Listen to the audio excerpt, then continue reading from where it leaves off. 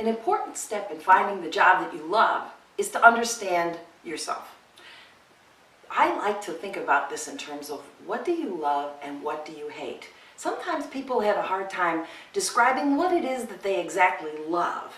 They might like a few things, but we really need you to focus in on the one or two things that you truly love. So think about this from the opposite point of view.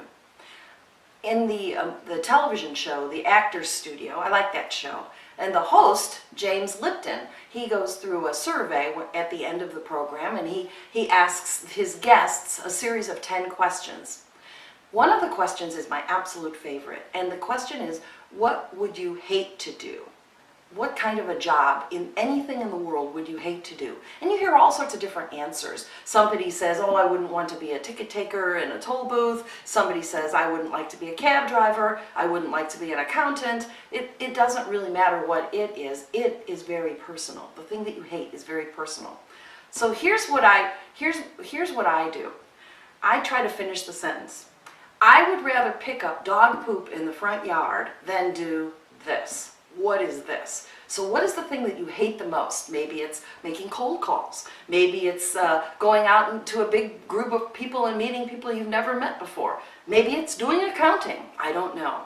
But once you can identify the several things that you dislike, that you really would never want to do, then that narrows the field to what it is that you do want to do. This is important for a couple of reasons. It might be counterintuitive, but it is so much easier to find a job the narrower your requirements are. If you say, I want to work in accounting, and I'd also like to work in marketing, and then I'd also like to do some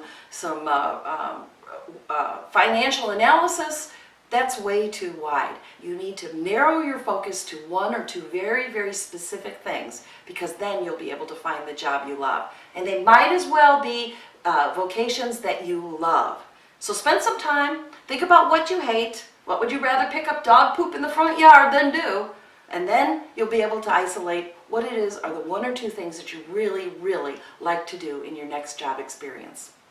To learn more about exploring yourself, check out our website at interviewdoc.com, and we'll talk to you again soon.